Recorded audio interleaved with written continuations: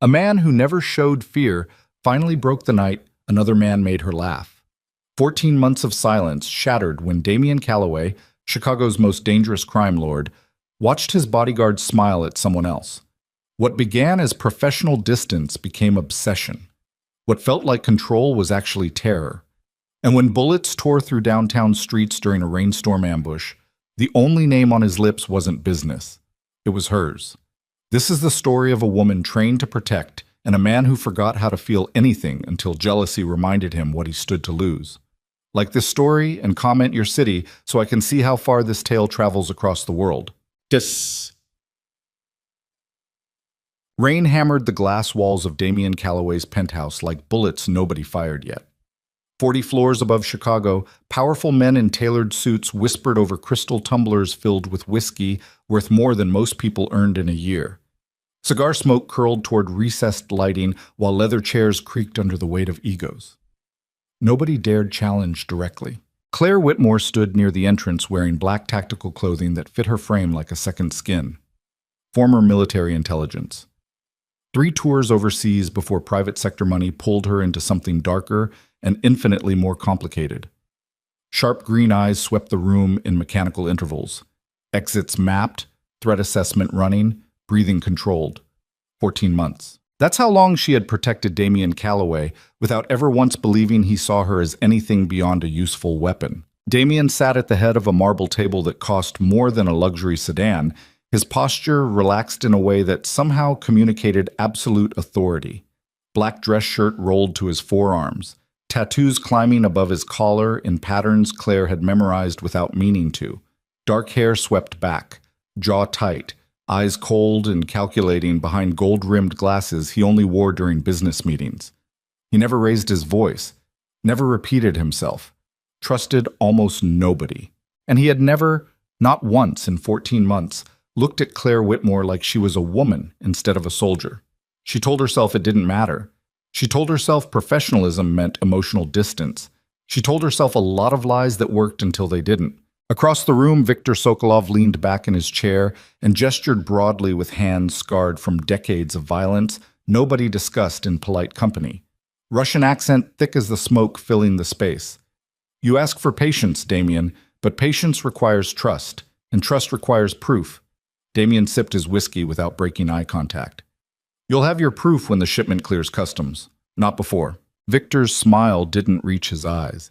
Perhaps you forget who you negotiate with. I forget nothing. Damian's voice dropped lower, colder, the kind of quiet that made grown men reconsider their life choices. Which is why I remember the last man who questioned my word ended up regretting his doubt. The room went silent except for rain against glass and the faint hum of city noise 40 floors below. Claire shifted her weight imperceptibly. Her hand stayed loose near her concealed sidearm. Not threatening, just ready. Always ready. Victor stared at Damian for 5 long seconds before finally nodding once. Then we wait. The tension broke like a rubber band snapping. Conversations resumed, deals continued. Money changed hands through coded language and handshakes worth millions. Claire exhaled slowly and let her hand fall away from her weapon. Another night. Another negotiation. Another room full of dangerous men who believed power meant never showing weakness. She had stopped counting how many times she watched Damian navigate these moments with perfect control. How he never flinched, never hesitated, never let anyone see past the armor he wore like a second skeleton. The meeting ended an hour later. Men filed out through the private elevator while bodyguards flanked them like silent shadows. Claire stayed near the door, scanning faces, memorizing details nobody else would notice or care about. When the last guest disappeared into the elevator, Damian stood and walked toward the floor-to-ceiling windows overlooking Chicago's skyline. Rain streaked down the glass in patterns that looked almost artistic under city lights. Problems? Claire asked. Not yet. Damian didn't turn around. But Victor's getting impatient. Victor's always impatient, which means he's getting dangerous.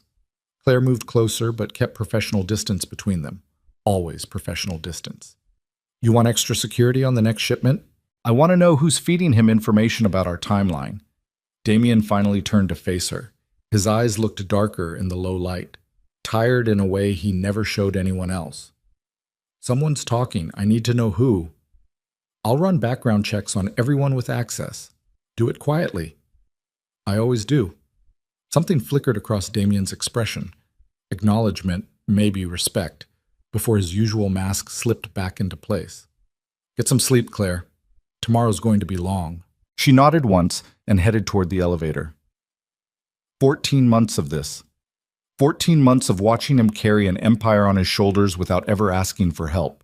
14 months of memorizing his habits, his tells, the way his voice changed when pressure built too high. 14 months of wanting something she told herself was impossible. The elevator doors closed and Claire leaned against the metal wall while Chicago disappeared above her in smooth mechanical ascent. She closed her eyes and breathed deeply. Professional distance. That's what kept people alive in this world.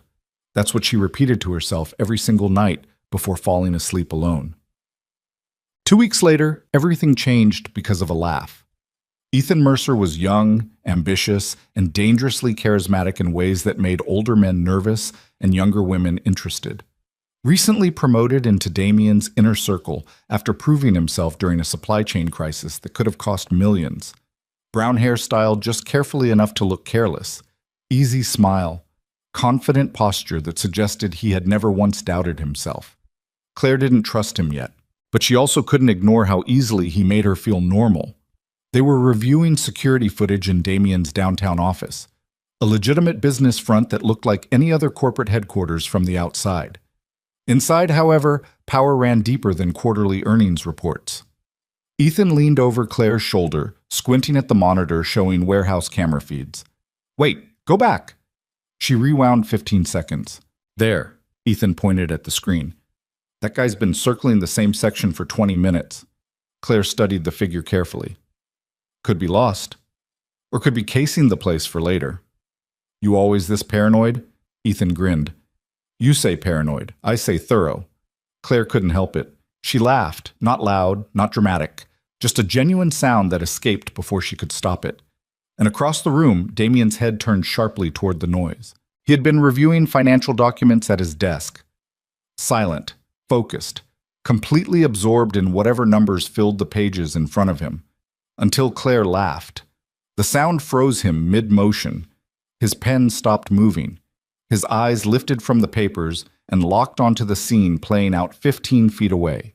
Ethan standing too close to Claire, Claire smiling at something Ethan said, the two of them existing in a moment that excluded everyone else. Something dark and sharp flickered behind Damien's carefully controlled expression.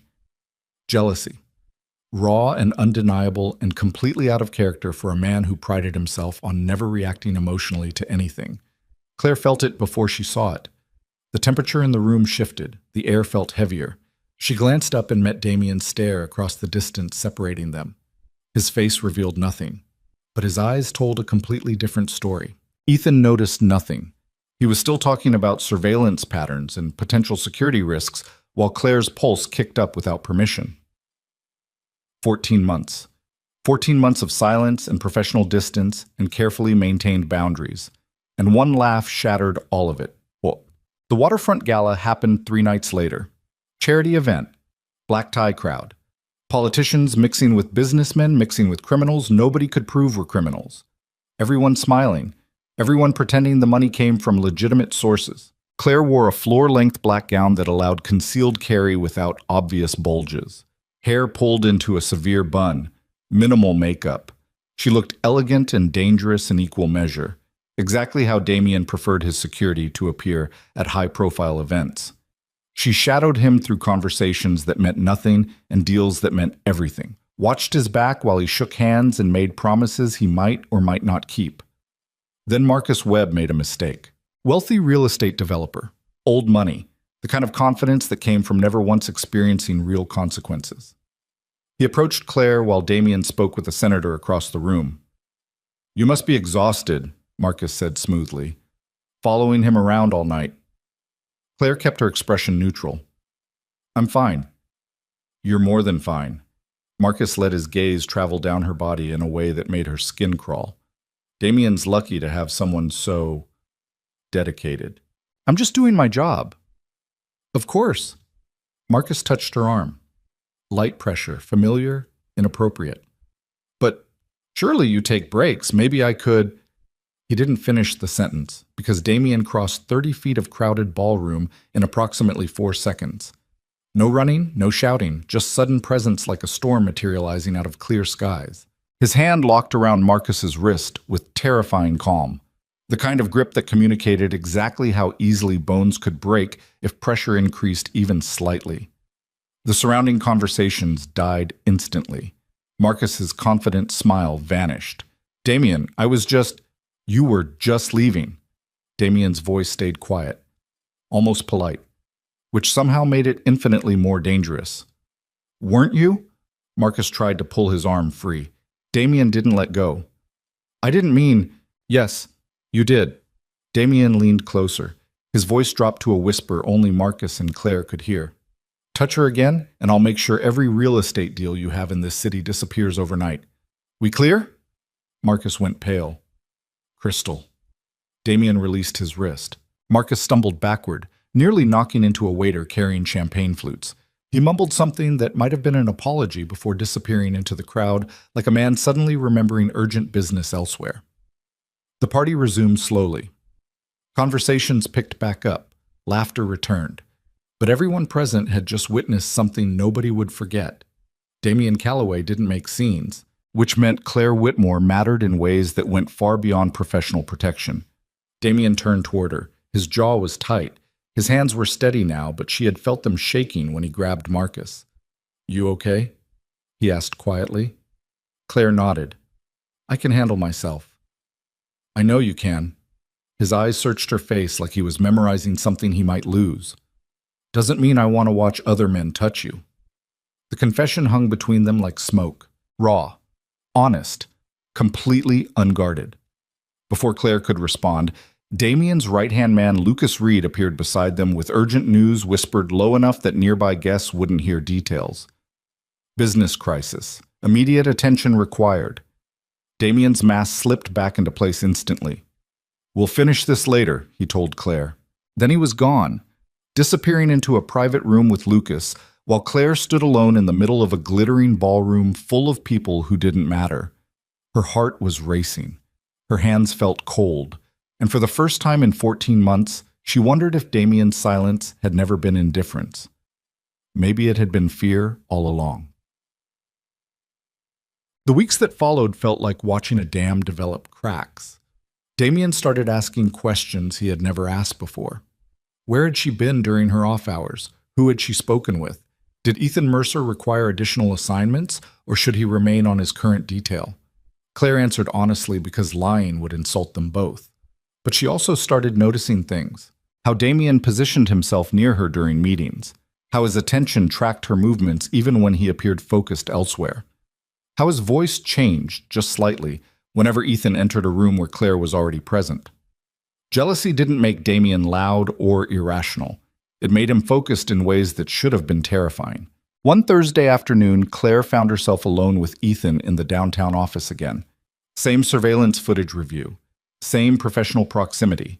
Except this time, Ethan leaned against the desk and said something that changed everything. He watches you constantly. You know that, right? Claire kept her eyes on the monitor. He watches everyone, not like he watches you. Ethan's voice stayed casual, but his words carried weight. I've worked for a lot of powerful men. None of them look at their security the way Damien looks at you. You're imagining things. Am I? Ethan crossed his arms. Because from where I'm standing, Damien Calloway, the coldest man in Chicago, looks like he's about 2 seconds away from losing his mind every time another man gets within 10 feet of you. Claire finally turned to face him. Why are you telling me this? Ethan shrugged. Because I like you. And I think you deserve to know the truth before you waste any more time pretending it's all professional. It is professional. Then why did he threaten to destroy Marcus Webb's entire career for touching your arm? Claire had no answer for that. Ethan pushed away from the desk. Look, I'm not trying to cause problems.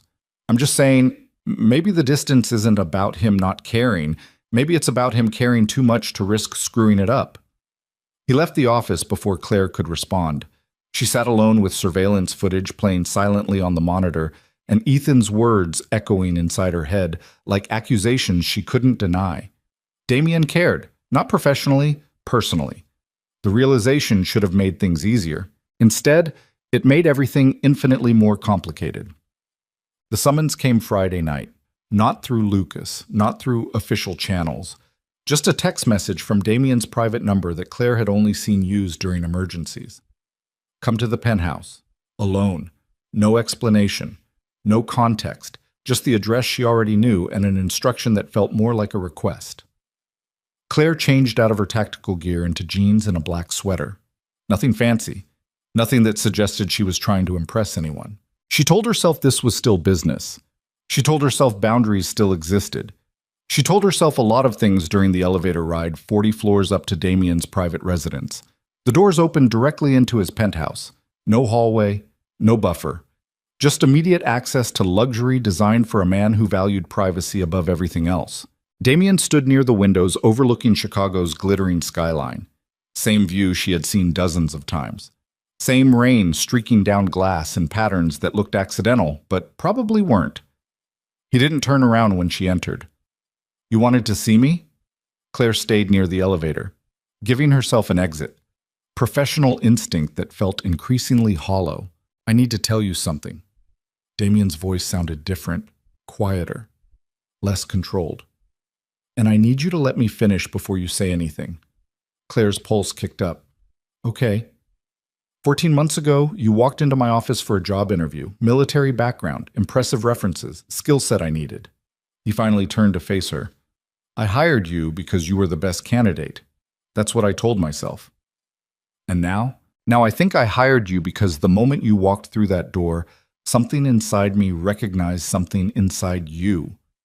Damien moved closer but stopped several feet away, respecting distance even now. I told myself it was professional, that I needed someone competent, someone loyal, someone I could trust. You can trust me, I know. His jaw tightened. That's the problem. Because somewhere between assignments and late nights and watching you handle situations that would break most people, I stopped seeing you as just security. Claire's breath caught. I spent 14 months keeping distance between us, Damien continued, convincing myself it was the right thing, that caring about you would compromise your safety, that powerful men don't get to have normal relationships. They don't. No, they don't. He took another step closer. But then Ethan made you laugh, and I realized I had been lying to myself about why I kept you at arm's length. Why did you? Because I was terrified. The confession came out raw, unfiltered, nothing like the controlled man who negotiated with killers without flinching. Terrified that if I let you close enough to matter, something would happen to you. Terrified that wanting you would put a target on your back. Terrified that the moment I admitted I needed you for more than protection, I'd lose you. Claire couldn't move, couldn't breathe, couldn't process the fact that Damien Calloway, Chicago's most dangerous crime lord, was standing in front of her admitting fear. And watching Marcus touch you at that gala? Damien's hands curled into fists. I wanted to kill him, not threaten, not intimidate. Actually kill him for daring to put his hands on something that wasn't his. I'm not a possession, I know. He closed the remaining distance between them, close enough that Claire could see exhaustion in his eyes, vulnerability he never showed anyone. But you're also not just my bodyguard anymore. You haven't been for a long time, and I can't keep pretending distance protects either of us when all it does is make me lose my mind every time another man looks at you the way I want to look at you. Rain hammered against the windows behind him. The city glowed 40 floors below, and Claire stood frozen between professional obligation and personal desire that had been building for 14 months without permission. If we cross this line, she said carefully, everything changes. I know. I can't protect you effectively if I'm emotionally compromised. Then stop protecting me. The suggestion hit like a physical blow. What? Quit the detail. Damien's voice stayed steady, but his eyes betrayed desperation underneath. Walk away from the job, stay anyway.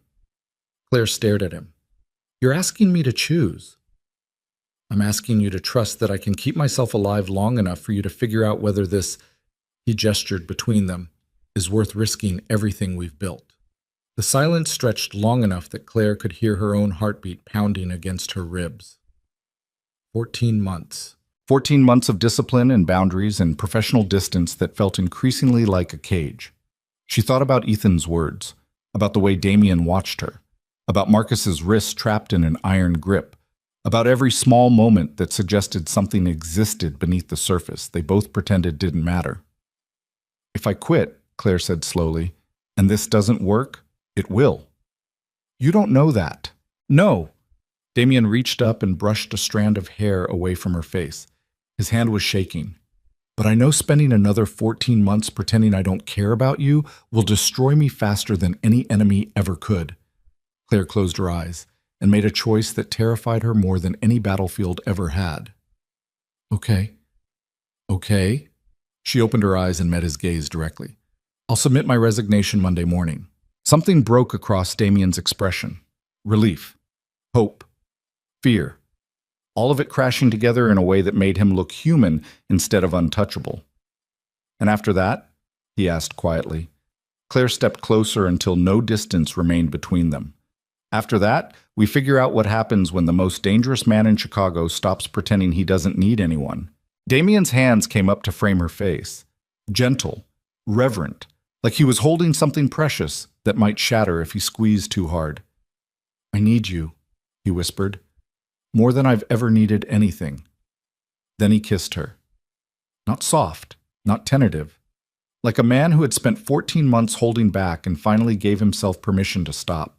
Claire kissed him back with equal desperation, her hands fisted in his shirt, her body pressed against his. 14 months of want and denial and careful control burning away like paper in fire. When they finally broke apart, both breathing hard, rain still hammered against the windows, and Chicago still glowed below them, and nothing about the world had changed, except everything had changed. "What happens now?" Claire asked. Damien rested his forehead against hers. "Now we hope I didn't just make the biggest mistake of both our lives." 3 weeks later, gunfire shattered the illusion that resignation meant safety. Claire's resignation became official on a Tuesday morning that felt like every other Tuesday, except it wasn't. She signed the paperwork in Damien's downtown office while Lucas Reed watched with an expression that suggested he knew exactly why she was leaving and didn't approve. Heavy silence filled the room, the kind that made even breathing feel intrusive. "You're making a mistake," Lucas said after she set down the pen. Claire met his stare without flinching. "That's not your call." "No. But when this blows up in both your faces, I'm the one who'll have to clean up the mess." Lucas turned toward Damien, who stood near the windows with his back to both of them. "You sure about this?" "I'm sure." Damien's voice stayed level. Final. The tone he used when arguments were pointless. Lucas shook his head slowly. "You're thinking with the wrong part of your anatomy. Careful." Damien finally turned around. His expression remained neutral, but something dangerous flickered behind his eyes. "You're talking about someone I care about." "Exactly my point." Lucas grabbed the signed resignation papers off the desk. "You care, which means you're compromised, which means people are going to notice weakness where there wasn't any before. Let them notice." Jesus Christ. Lucas threw the papers back down. "You built an empire on the principle that nothing matters more than control. Now you're throwing it away because you can't keep your hands off your bodyguard?" The temperature in the room dropped 10 degrees. Claire stood slowly. Her muscles tensed instinctively, not because she feared violence, because she recognized the particular brand of silence that preceded it. Damien crossed the space between himself and Lucas in 3 measured steps, not rushing, not threatening, just closing distance with the kind of calm that made smart men nervous. "Say that again," Damien said quietly. Lucas held his ground, but his jaw tightened. "I'm trying to protect you from yourself." "I didn't ask for protection." "No. You asked me to run your organization while you play house with someone who just quit the one job that justified her being in your life 24 hours a day." Lucas's voice rose slightly. "You think your enemies won't see this? You think they won't realize the great Damien Calloway finally found something that matters more than business? Then they'll realize I'm human. Being human gets you killed in our world." Damien stared at Lucas for 5 long seconds before speaking again. "Are we done here?" Lucas looked between Damien and Claire like he was watching a car accident happen in slow motion. Yeah, we're done. He left without another word. The door closed behind him with a soft click that somehow felt louder than slamming. Claire exhaled slowly. He's not wrong. He's not right either. Damien moved toward her, close enough that she could see exhaustion in his eyes from too many late nights and not enough sleep. Lucas thinks control means isolation. I used to think the same thing. And now? Now I think isolation just means dying alone. He reached for her hand. His fingers were warm against her palm. I'd rather take the risk. Claire wanted to believe him. Wanted to believe that love could exist in a world built on violence and lies and carefully calculated betrayals. But wanting something didn't make it safe. The ambush happened during a routine transfer 3 weeks after Claire's resignation became official. Damien had insisted she stay away from active operations. No more security details. No more putting herself between him and bullets. She had agreed because arguing felt exhausting and because part of her wanted to believe normal was possible. She was wrong. The call came at 2:17 in the morning. Claire's phone vibrated against the nightstand in Damien's penthouse, where she had fallen asleep reading financial reports that made her eyes cross. She grabbed it without thinking. Lucas's voice came through rough and urgent. We've got a situation. Claire sat up fast. Her heart rate spiked immediately. What kind of situation? Ambush. Downtown transfer route. 3 vehicles. Heavy weapons. Lucas was breathing hard like he had been running.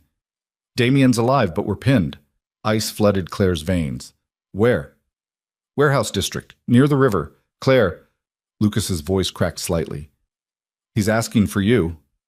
She was already moving, feet hitting the floor, grabbing clothes from the chair where she had thrown them earlier. I'm coming.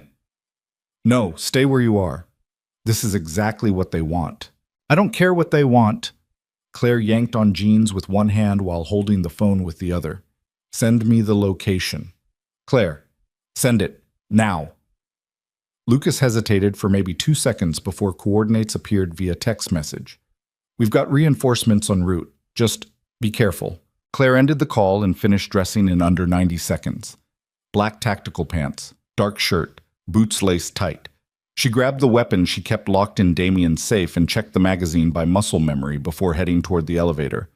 The city looked different at 2:30 in the morning. Emptier, darker. Rain had started falling again, turning streetlights into blurred halos that reflected off wet pavement. Claire drove Damien's backup vehicle, a nondescript sedan that moved fast when pushed, through downtown Chicago, while her mind ran through tactical scenarios she had trained for but hoped never to use. Ambush meant planning. Planning meant someone inside the organization had talked.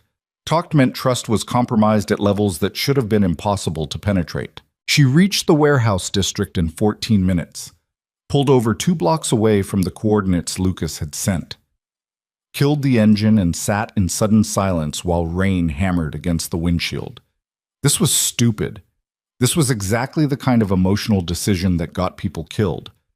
This was also unavoidable because the alternative was sitting safe in a penthouse while Damien died 2 miles away. Claire checked her weapon one more time. Then she got out of the car and moved toward the sound of distant gunfire echoing between empty buildings. The scene looked like something out of a war zone. 3 black SUVs sat at angles across a narrow street between warehouses. Bullet holes punctured metal. Glass littered the pavement. 2 bodies lay motionless near an overturned vehicle. Damien's people had taken defensive positions behind the SUVs, maybe 8 shooters total. Maybe less. Hard to tell in the dark with rain obscuring everything beyond 20 feet.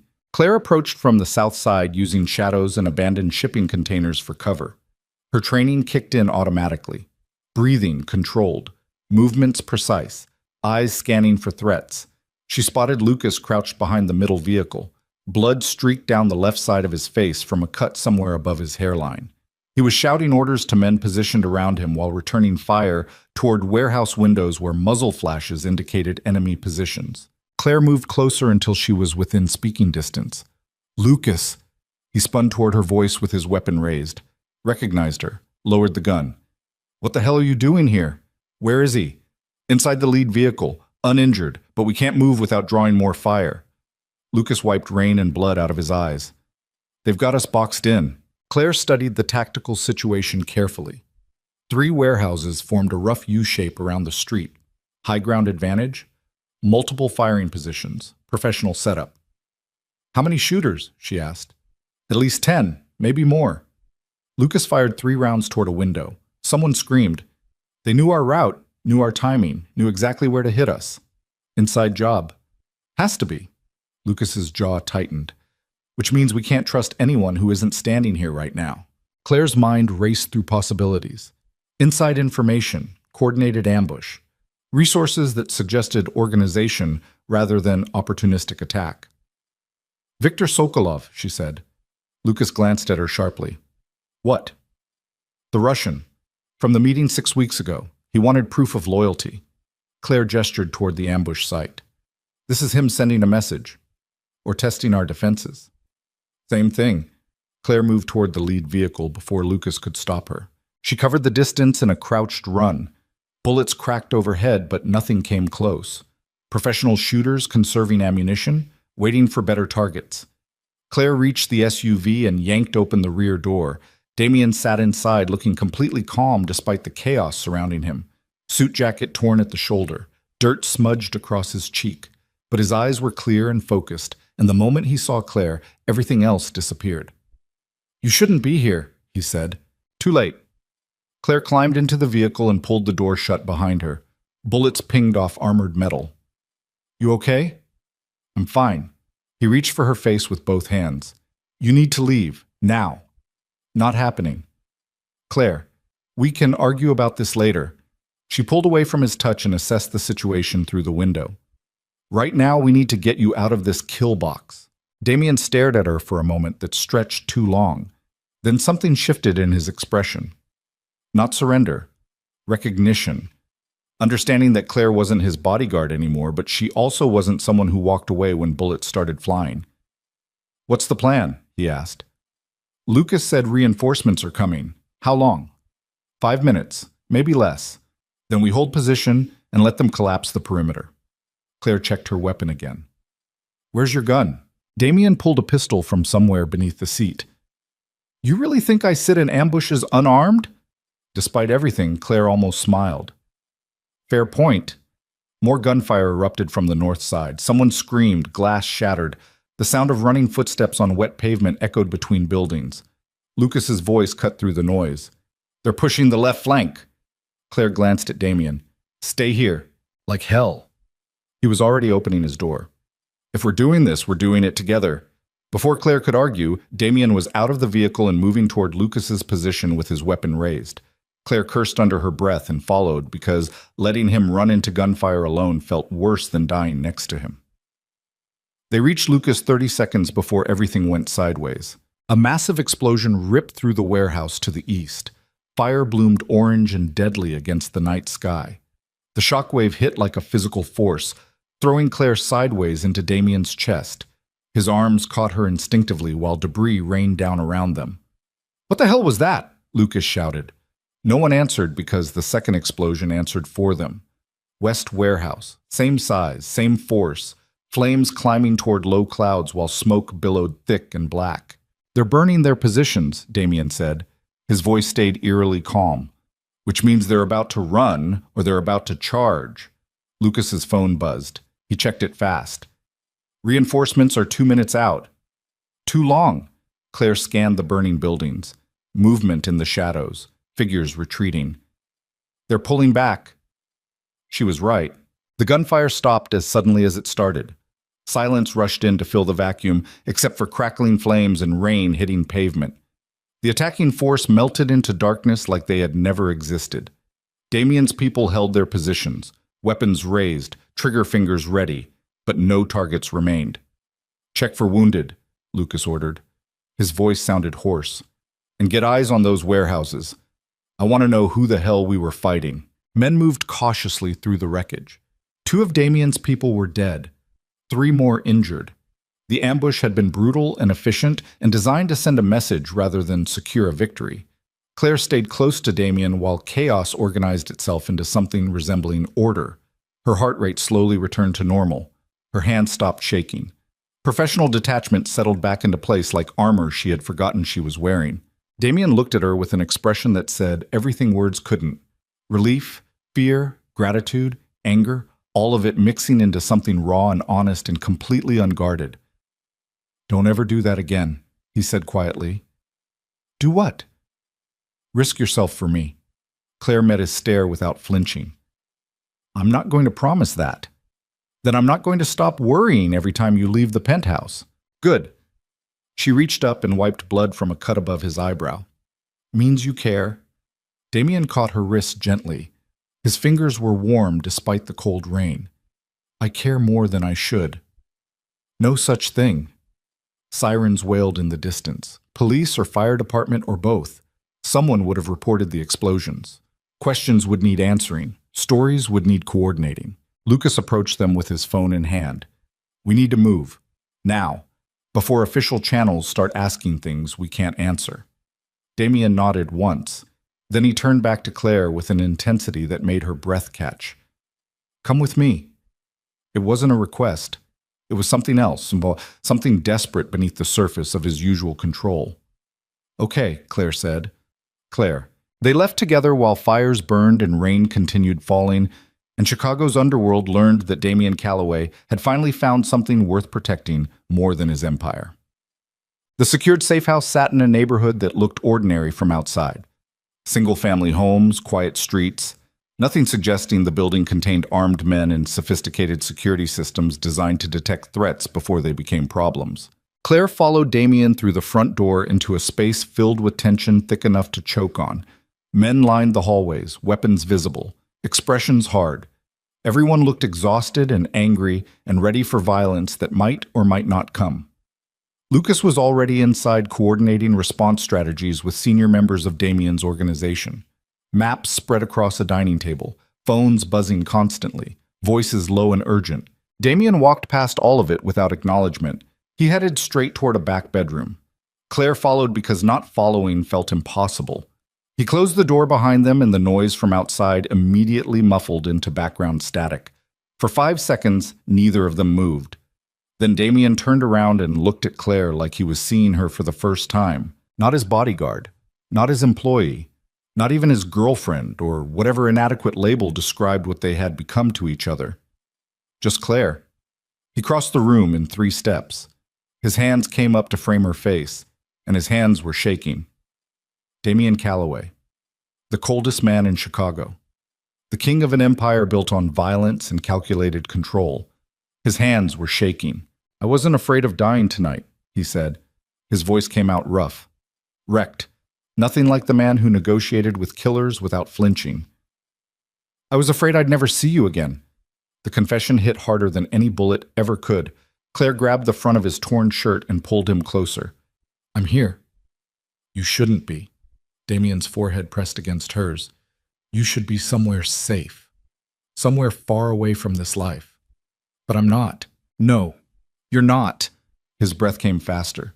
"And that terrifies me more than anything Viktor Sokolov could ever do." Claire had seen Damien survive assassination attempts without breaking a sweat, had watched him stare down men who wanted him dead without showing fear, had memorized every version of his control. But this was different. This was complete emotional collapse wrapped in expensive clothing and bloody hands. "What are we doing?" Claire whispered. "Really? I don't know." Damien pulled back just enough to look at her properly. "But I know I can't lose you. Not now. Not ever. You might not have a choice. Then I'll burn the whole city down before I let that happen." The words should have sounded dramatic, performative, like something out of a movie. Instead, they sounded like a promise.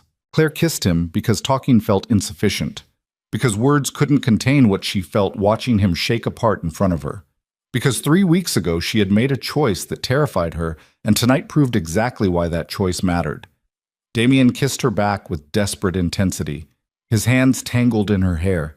His body pressed against hers like he needed physical proof she was real and present and alive. When they finally broke apart, both breathing hard, the bedroom felt smaller, and the walls felt thinner, and reality crashed back in with brutal clarity. "We need to figure out who talked," Claire said. Damien nodded slowly. His professional mask started sliding back into place. "Victor's the obvious suspect. Too obvious." Claire moved toward the window and looked out at quiet suburban streets that gave no indication of the violence brewing beneath the surface. If Victor wanted you dead, he would have sent more shooters. This felt like reconnaissance, testing our response times and our loyalty. Claire turned back around. Someone inside your organization fed them information, route, timing, security protocols. That's not Victor. That's someone you trust. Damien's jaw tightened. Then we start eliminating people from the list until only the guilty remain. That could take weeks. Or it could take hours if we apply the right pressure. Claire knew what he meant. Knew the methods Damien used to extract truth from people who lied professionally. Knew she should probably object on moral grounds she no longer entirely believed in. But moral objections felt hollow when someone had just tried to kill the man she loved. "Lucas," she said, "start with him." Damien's eyes sharpened. "You think Lucas betrayed me?" "I think Lucas objected loudly when I resigned. I think he believes you're compromised, and I think compromised bosses make convenient targets when ambition outweighs loyalty. Lucas has been with me for 8 years, which means he knows exactly where all the bodies are buried." Claire moved closer. "I'm not saying he's guilty. I'm saying he's possible." Damien considered this in silence. Rain continued falling outside. Voices murmured beyond the closed door. Time moved forward whether they were ready or not. Finally, he nodded once. "We'll talk to Lucas first." They found him in the kitchen pouring coffee that smelled like burned rubber and broken promises. Lucas looked up when they entered. His expression remained neutral, but his shoulders tensed slightly. "You two okay?" "We need to talk," Damien said. About? About who knew our route tonight." Lucas set down the coffee pot carefully. "You think I leaked information?" "I think someone did." Damien leaned against the counter with deceptive casualness. "And you're the one who coordinates security logistics, along with 4 other people." Lucas's voice stayed level, but anger simmered underneath. "You seriously going to stand there and accuse me of trying to get you killed?" "I'm asking questions." "No. You're letting her poison your judgment." Lucas gestured toward Claire. 3 weeks she's officially off the detail, and already you're turning paranoid." "Careful," Damien warned. "Why? Because I'm calling out the obvious?" Lucas's control started cracking. "You built an empire on trusting your instincts. Now you're trusting someone who quit rather than actually protect you when it mattered." Claire felt ice flood her veins. "That's not what happened, isn't it?" Lucas turned his attention toward her fully. Cold, calculating. Nothing like the professional colleague who had worked beside her for 14 months. "You spent over a year watching his back. Then the moment things got personal, you walked away. Makes me wonder what else you're walking away from." "Enough!" Damien's voice cut through the room like a blade. "You don't talk to her like that." "Or what?" Lucas took a step forward. "You'll fire me? Kill me? I've given you 8 years. I've protected your interests when you were too busy protecting your own ego. And this is how you repay loyalty? By questioning whether I'm the one who betrayed you?" Silence filled the kitchen thick enough to drown in. Damien stared at Lucas with an expression Claire couldn't read. Not anger, not disappointment. Something colder and infinitely more dangerous. "Who else knew the route?" Damien asked quietly. Lucas's jaw worked for a moment before answering. "Marcus Webb's people requested a meeting downtown. We adjusted the route to accommodate their location." "Marcus Webb?" Claire repeated the name slowly. "The real estate developer from the gala?" "Yeah." Lucas crossed his arms. "What about him?" Claire looked at Damien. "The man you threatened for touching me? The man who left that party looking like you'd destroyed his entire world." Understanding flashed across Damien's face. "He set this up." "Not alone." Claire's mind raced through connections. "But maybe with help from someone who had an axe to grind." "Victor," Damien said, "or someone working for Victor." Claire turned back toward Lucas. "Did you verify Marcus's people independently?" Lucas hesitated just long enough to confirm he hadn't. "Jesus Christ." Damien pushed away from the counter. "They fed you false meeting coordinates. You adjusted our route, and they were waiting." "I didn't know you should have known." Damien's control finally cracked. "That's your entire job. Verifying threats, confirming details, making sure I don't drive straight into an ambush because you got lazy." Lucas's face went pale. I've never been lazy a day in my life. Then you got complacent, which is worse. I got distracted. Lucas's voice rose to match Damien's volume. I got distracted watching you throw away everything we built for someone who might not even be here in 6 months. You want to talk about compromise? Look in a mirror. You're not the same person you were 3 weeks ago. You're weaker, more vulnerable. And everyone in this city can see it. The words hung in the air like accusations that couldn't be taken back. Damien stared at Lucas for a long moment. Then he did something Claire had never seen before. He smiled. Not warm, not friendly. The kind of smile that suggested violence was inevitable and possibly welcome. "Get out," Damien said softly. Lucas blinked. "What?" "Get out of this house, out of my organization, out of my life." Damien's voice stayed terrifyingly calm. "You've got 24 hours to disappear before I decide you're a liability worth eliminating permanently." "You can't be serious." "I've never been more serious about anything." Damien took a step forward. "You questioned my judgment. You compromised security, and you disrespected someone I care about. Any one of those would be enough. All three together? You're lucky I'm giving you 24 hours instead of 24 seconds. Lucas looked between Damien and Claire like he was watching everything he had built collapse in real time. "This is a mistake. My mistake to make. You'll regret this. Maybe." Damien's expression remained carved from stone, but at least I'll regret it on my own terms. Lucas stood frozen for another few seconds. Then he grabbed his jacket off the back of a chair and walked out of the kitchen without another word. The front door slammed shut moments later. Silence rushed back in. Claire exhaled slowly. That was necessary. Damien turned toward her. Some of the anger faded from his eyes, but exhaustion replaced it. He was right about one thing. I am different than I was 3 weeks ago. Is that bad? I don't know yet. Damien moved closer and pulled her into his arms.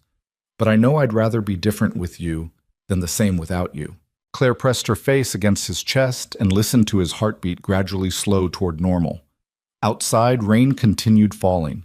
Men continued planning responses to threats that multiplied faster than solutions.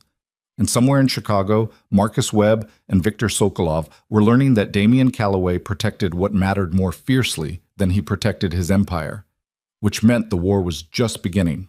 Dawn broke over Chicago with the kind of gray light that made everything look washed out and temporary. Claire stood at the safe house window, watching the city wake up, while her mind refused to stop replaying the previous night in brutal detail. Gunfire, explosions, Damien's hands shaking when he touched her face, Lucas's bitter words before he walked out the door. Behind her, Damien sat at the dining table surrounded by maps and phones and men whose loyalty was suddenly questionable. His voice stayed calm while issuing orders, professional, controlled, like the past 6 hours hadn't happened. But Claire saw the tension in his shoulders, the way his jaw tightened when certain names came up, the exhaustion he refused to acknowledge. "We need to move against Webb within 48 hours, one of Damien's senior people was saying. Tall guy, scarred knuckles. Name was either Derek or Dominic, Claire couldn't remember. "Before he realizes we know." "Webb's connected to Victor," Damien replied, "which means moving against him means declaring war on the Russians." "We're already at war, they just shot at you." "They shot near me." "There's a difference." Derek or Dominic frowned. "You think last night was a warning?" "I think last night was reconnaissance disguised as an attack." Damien leaned back in his chair. "They wanted to see how we respond, who we trust, where our weaknesses are." "And what did they learn?" "That I'm willing to burn down everything I built to protect what matters." Damien's eyes shifted toward Claire briefly before returning to the man across from him. "Which either makes me dangerous or desperate, maybe both." The meeting continued for another 20 minutes. Strategy, contingencies, responses to scenarios that escalated from bad to catastrophic with alarming speed. Claire stopped listening around the 15-minute mark. Her attention had snagged on something else entirely, a detail. Small, probably meaningless. Except it wasn't. Last night, Lucas said Marcus Webb's people had requested a meeting downtown. Past tense. Requested. Like the meeting had already been scheduled before the ambush. But Claire remembered the gala. Remembered Marcus leaving with his tail between his legs after Damien threatened to destroy his real estate empire. Remembered thinking Marcus looked like a man who would hold grudges forever. Why would someone nursing a grudge request a business meeting 3 weeks later? Unless the meeting was never real.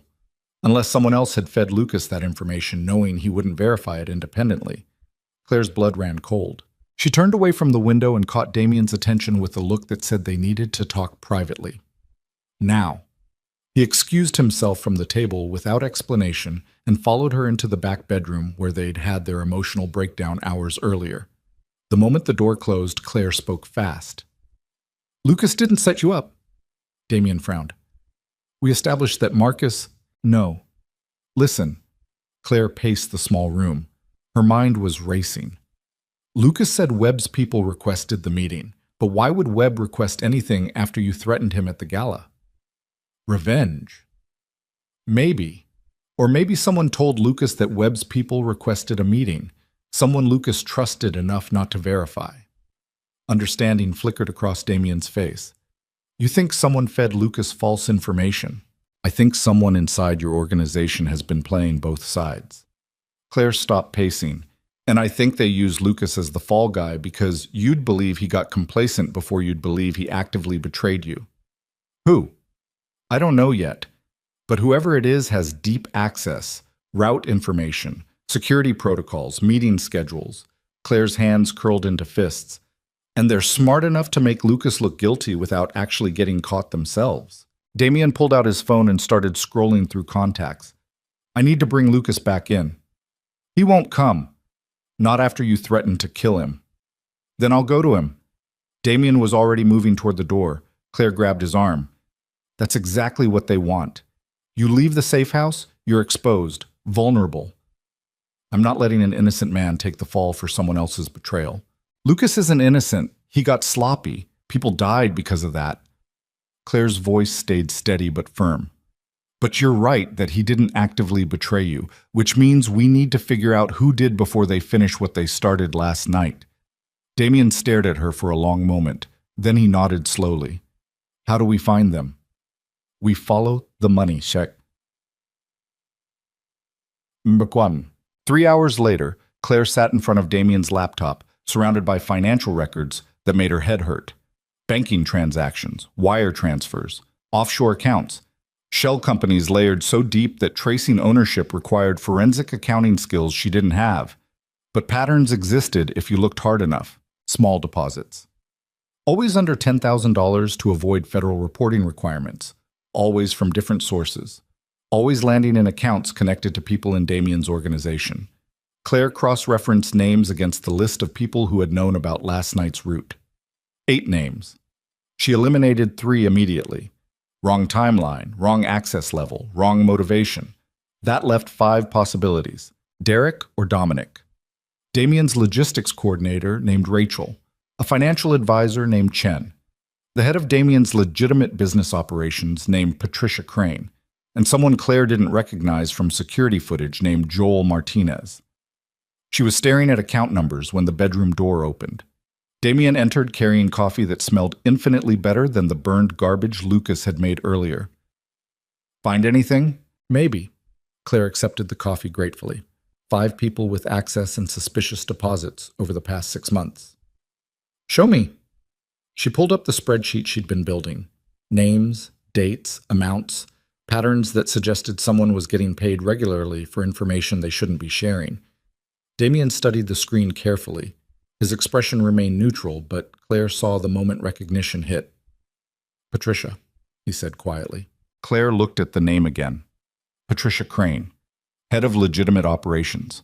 Trusted enough to have access to everything. Smart enough to hide her tracks. Ambitious enough to want more than middle management offered. "You know her well?" Claire asked. "I've known her for 6 years. Damien's jaw tightened. "She helped build the legitimate side of my business when most people thought going legal was weakness. Which means she knows exactly how your empire is structured, and exactly where the vulnerabilities are." Damien set down his coffee untouched. "She was at the gala, saw what happened with Marcus. Probably realized I was compromised. So she reached out to Victor. Or Victor reached out to her when he started looking for weaknesses to exploit." Damien pulled out his phone. Either way, she's been feeding him information for months. Claire watched him dial a number. What are you doing? Calling her in for a meeting. That's a mistake. Why? Because if she's smart enough to hide her betrayal this long, she's smart enough to run the moment you summon her. Claire stood up. We need proof first. Something she can't deny or explain away. Damien lowered his phone. What kind of proof? The kind that comes from making her think she's won. The plan was risky. Claire would approach Patricia privately, tell her that Damien was spiraling after Lucas's departure, that his judgment was compromised, that the organization needed steady leadership before everything collapsed. The story was close enough to truth that Patricia would believe it, and desperate enough that she might reveal her hand. They set the meeting for a coffee shop in Lincoln Park. Public location, neutral ground. Somewhere Patricia would feel safe enough to talk honestly. Claire arrived 15 minutes early and claimed a corner table with clear sight lines to all exits. She ordered black coffee she didn't drink and waited. Patricia showed up exactly on time, looking like every successful executive who'd ever graced a magazine cover. Tailored suit, perfect hair, confident smile that suggested she owned whatever room she entered. She slid into the seat across from Claire. This is unexpected. We need to talk, Claire said. About? About Damien. Patricia's expression remained pleasantly neutral. What about him? He's losing control. Claire leaned forward slightly. Last night's ambush rattled him worse than I've ever seen, and firing Lucas was a mistake he can't take back. Damien doesn't make mistakes. Everyone makes mistakes when they're thinking with emotions instead of logic. Claire paused deliberately. He's compromised, and compromised leaders get people killed. Patricia sipped her coffee slowly. Why are you telling me this? Because you've been with him long enough to know when things are falling apart, and because I need someone who understands the business side if we're going to stabilize the situation. We? The organization can't survive if Damien keeps making decisions based on personal feelings. Claire held Patricia's gaze steadily. Someone needs to step up, someone he trusts, someone positioned to take control if things get worse. For a moment, Patricia's mask slipped. Just slightly. Just enough to reveal calculation happening beneath the surface. That sounds like mutiny, Patricia said carefully. That sounds like survival. Claire glanced around the coffee shop like checking for threats. Look, I love him, but love doesn't mean ignoring reality. And reality is that Damien Calloway is vulnerable right now in ways he's never been before. Patricia set down her coffee. What exactly are you proposing? I'm proposing we prepare for the possibility that Damien can't lead effectively anymore. That means securing resources, building alternative power structures, making sure the Empire survives even if the Emperor doesn't. That's treason. That's pragmatism. Claire leaned back. But I understand if you're not interested. I'll find someone else who sees the opportunity. She started to stand. Patricia's hand shot out and grabbed her wrist. Wait. Claire sat back down. Patricia's expression had changed. Less guarded. More hungry. How long have you been planning this? Since I realized Damien would choose me over his empire, Claire injected just enough bitterness into her voice. Which makes me either the luckiest woman alive or the stupidest. Haven't decided which yet. Patricia studied her carefully. And you think I'd be willing to betray someone I've worked with for 6 years? I think you're smart enough to recognize when a ship is sinking. Claire held her gaze. And I think you've already made preparations for exactly this scenario. The silence stretched long enough that Claire wondered if she'd miscalculated. Then Patricia smiled. Not warm. Not friendly. The smile of someone who'd been playing a long game and finally saw the finish line. Viktor Sokolov approached me 8 months ago, Patricia said quietly. He wanted information about Damien's operations, supply chains, financial structures, weaknesses. Claire's heart rate spiked, but her expression remained neutral. And you gave it to him. I gave him enough to keep him interested. Patricia's voice dropped lower. Victor's building an empire that will make Damien's look small, and he promised me a position at the top when he takes over Chicago. Takes over from Damien. Damien's had his run, but he's weak now, distracted. Patricia's eyes glittered with something cold and ambitious. Victor just needed the right opportunity to strike. Last night was supposed to be that opportunity. Except Damien survived. For now. Patricia leaned forward. But the next attack will finish what we started. Victor's bringing in reinforcements from New York. Real professionals. Not the reconnaissance team from last night. Claire's blood turned to ice. When? 72 hours. Maybe less. Patricia smiled wider. And when it's over, Victor will control the city and I'll control the legitimate business operations that keep everything running smoothly. And Damien? Will be a memory. Patricia said it without hesitation, without guilt, like discussing quarterly earnings instead of murder. Nothing personal, just business. Claire wanted to reach across the table and break Patricia's perfectly composed face, wanted to make her hurt the way Damien would hurt when he learned someone he trusted had been planning his death for 8 months. Instead, she smiled back. Then I want in, Claire said. Patricia studied her for a long moment. You'd really betray him? I'd really survive. Claire kept her voice steady. And if Victor's as powerful as you say, being on the winning side seems smarter than dying loyal to someone who's already lost. Patricia nodded slowly. Victor wants to meet you. Confirm you're serious. When? Tonight. I'll send you the location. Patricia stood up. And Claire, if you're lying, Victor will know, and he's not nearly as forgiving as Damien. She left the coffee shop without looking back. Claire sat alone at the corner table while her hands started shaking.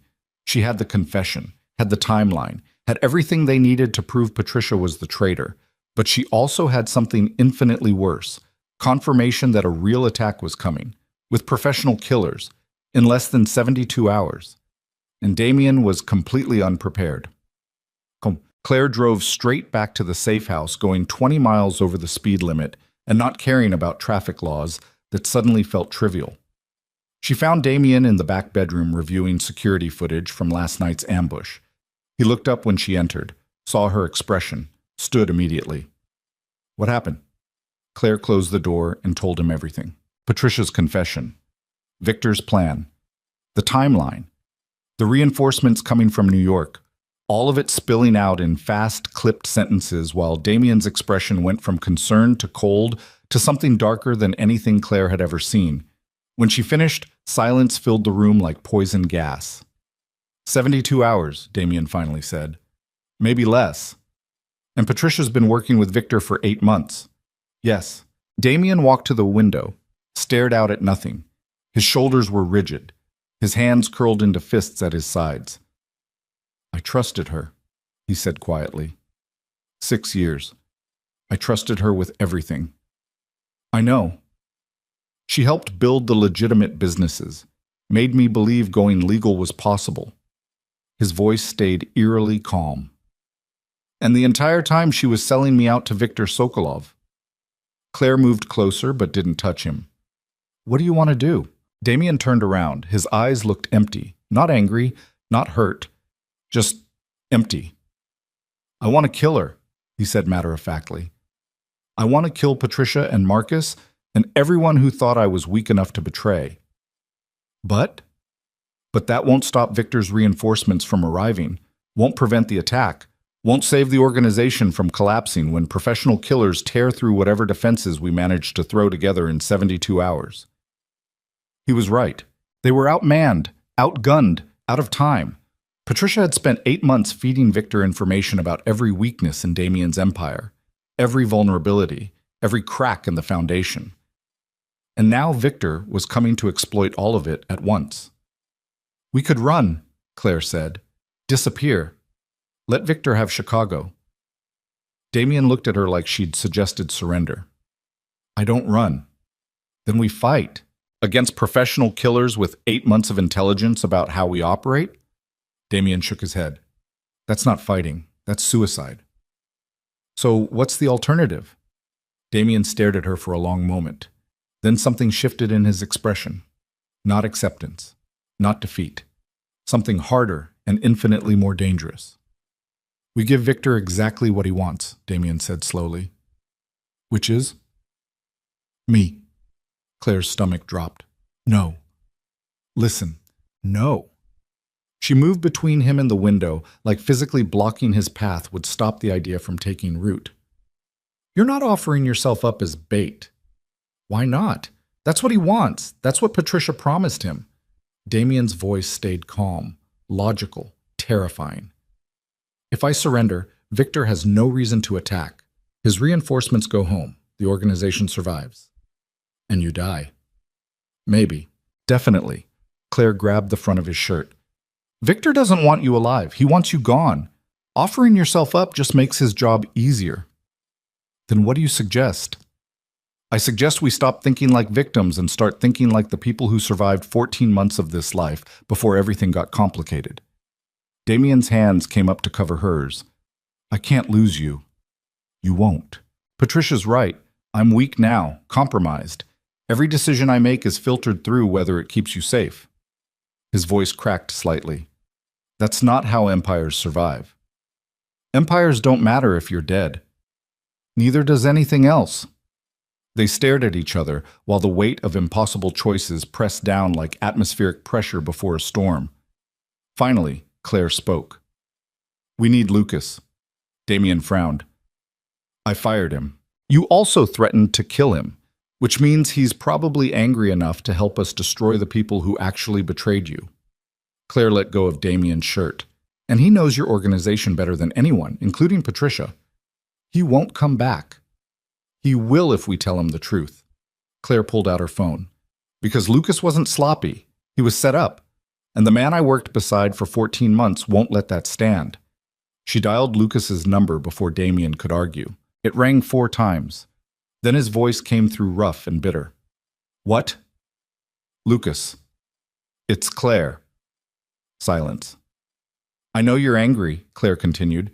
You have every right to be, but we were wrong. You didn't betray Damien. Patricia did. More silence. Then, prove it. Claire spent 5 minutes laying out everything they'd discovered. The financial records, Patricia's confession, Victor's plan. All of it. When she finished, Lucas exhaled slowly. That bitch. Yeah, and she's been feeding Victor information for 8 months. Yes, which means last night was my fault for being stupid enough to trust her. No, last night was her fault for being good enough at lying that nobody caught it. Claire glanced at Damien. But the next attack will kill everyone if we don't stop it, and we can't stop it without you. Another long pause. Then Lucas said something that changed everything. I'm not coming back to save Damien. I'm coming back to destroy the people who made me look incompetent. Fair enough. Where do you need me? Claire gave him the safe house address. Lucas showed up 40 minutes later looking like he hadn't slept. Bruises shadowed his eyes. The cut above his hairline had been cleaned but not bandaged. His expression remained carefully neutral when he entered the safe house and found Damien waiting in the dining room. You look like hell, Damien said. You look worse. Lucas dropped into a chair without invitation. Now tell me how we're going to kill Patricia Crane without starting a war we can't win. And for the first time in 12 hours, Claire thought maybe survival was possible after all. The plan came together over 4 hours of brutal strategy that involved more coffee than sleep and more anger than... The plan came together over 4 hours of brutal strategy that involved more coffee than sleep and more anger than caution. Lucas spread maps across the dining table while Damien marked locations with red ink that looked too much like blood. Claire stood at the whiteboard they'd pulled from a closet, writing names and connections in handwriting that got messier as exhaustion set in. Victor's reinforcements are coming from New York, Lucas said. He tapped a map of Chicago's south side. Which means they'll use one of 3 entry points. Airport's too visible. That leaves the rail yards or the interstate corridor through Gary. Patricia will coordinate their arrival, Damien added. His voice had gone cold again. Professional. Like the past 12 hours had stripped away everything except the part of him that survived by being smarter and more ruthless than his enemies. She's the one with legitimate business connections, the one who can move people through the city without raising flags. Then we hit her first. Claire turned from the whiteboard. Cut off Victor's coordination before his people arrive. Patricia's smart. Lucas leaned back in his chair. She'll have protection, probably staying somewhere Victor controls. So we find out where. How? Claire pulled out her phone. She thinks I'm on her side, which means she'll tell me. She typed a message to Patricia asking for Victor's meeting location and hit send before second-guessing herself. The response came back 90 seconds later. Warehouse on Archer Avenue, South Side. Come alone. 10 p.m. Claire showed the message to Damien and Lucas. That's a trap, Lucas said immediately. Obviously. Claire pocketed her phone. But it's also the only way to get Patricia and Victor in the same room. They'll kill you the moment you walk through the door. Not if I give them something they want more. Damien's eyes sharpened. What are you thinking? Claire took a breath. I'm thinking Patricia told Victor I'm willing to betray you, which means Victor wants to meet the woman who broke Damien Calloway's judgment, the woman who made him weak. You're not weak, Damien said. I know that, but Victor doesn't. He thinks I'm leverage, a vulnerability he can exploit. Claire moved closer to the table. So we let him think that. Let him believe I'm the key to destroying you. And when he's focused on me, we hit him from behind. Lucas nodded slowly. Use you as bait while we position our people around the warehouse. Exactly. Damien stared at her with an expression that suggested he was imagining every way this could go wrong. You walk into that warehouse alone, you might not walk out. I won't be alone, not really. Claire gestured at the map. You'll have snipers positioned here and here. Lucas coordinates the perimeter team, and you... She looked at Damien directly. You stay hidden until Victor reveals himself. I don't hide. You do if we want to catch him off guard. Claire's voice stayed firm. Victor thinks you're compromised, emotional, making mistakes.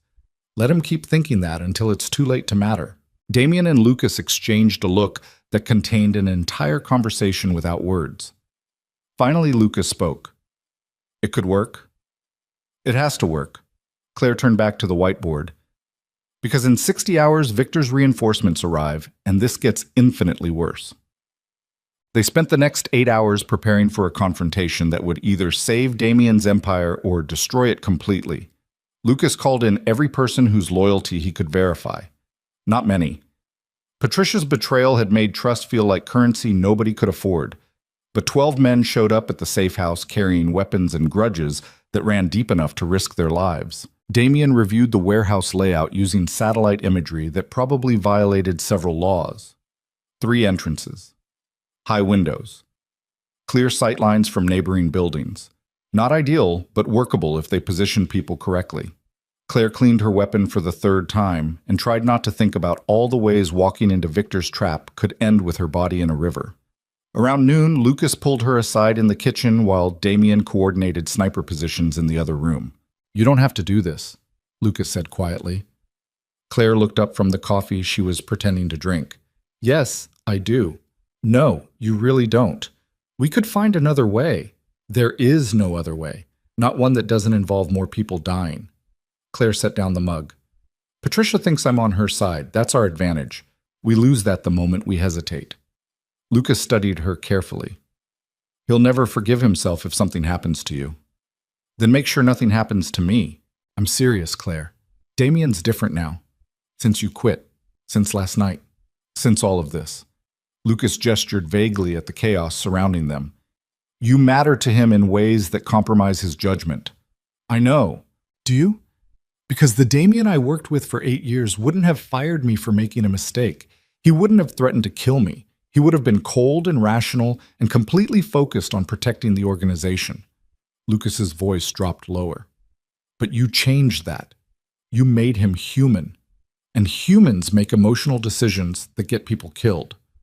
Claire met his stare without flinching. You think I should walk away? I think you're the only leverage Victor has.